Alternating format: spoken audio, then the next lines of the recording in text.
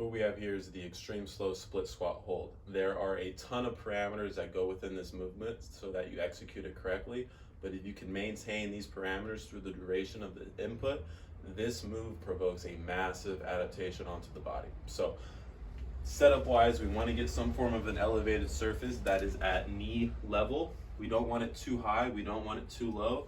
If you don't have access to a split squat stand, you can use anything from the edge of a chair, the edge of a bench, edge of a staircase. You just may need to stack a couple pillows or towels to match that knee angle. So it should be in line with your knee joint. Parameter wise for form, we're going to take a step and a half forward, feet are hip width apart. Then using this portion of your ankle, this hook, we're going to bring the back leg and hook ourselves onto that elevated surface and drop down into position. For the front leg, knee joint in line with the ankle joint, it could be slightly in front, it just cannot be behind. So this shin angle, this shin bone has to be at a perpendicular angle with gravity. Front heel is elevated in a calf raise. And then we want to make sure this quad is at least parallel to gravity.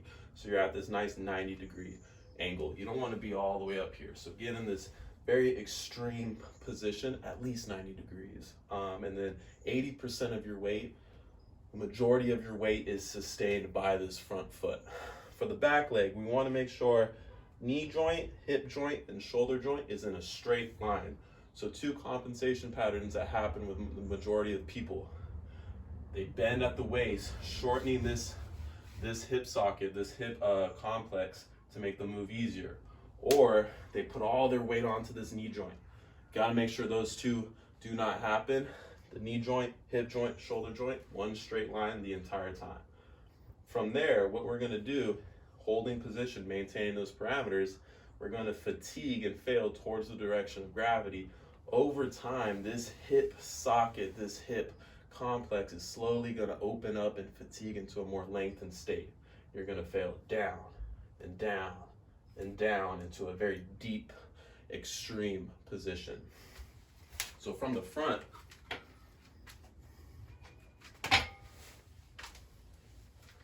take a step and a half forward, feet are hip width apart, bring that back foot and hook it. Parameters are the same. From here, one thing to look out for, the knee likes to compensate and buckle inward. Make sure it's in a straight line, feet hip width apart the entire time. And for this back leg, a lot of times the knee gravitates towards the outside to shorten the lever, shorten that angle. So you gotta fire these adductors to keep the knee in, chest is nice and tall, and you sustain position for time, slowly fatiguing down, down, down into a more extreme position. But those parameters have to maintain it in check for the duration of the input. One last thing,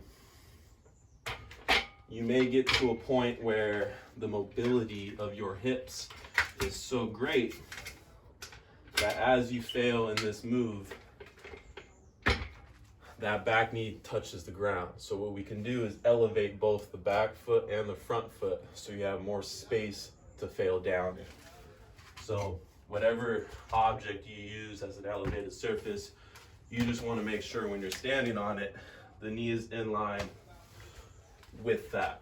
So position wise would be the same thing, hip width apart, bring that back foot and hook it, and then we get into position. What this now allows me to do, 2 minutes into this input, 3 minutes into this input, as I begin to fail towards gravity and this hip opens up, I have more space to fail through, getting into a more extreme, deepened, lengthened state. So this is the extreme slow split squat hold.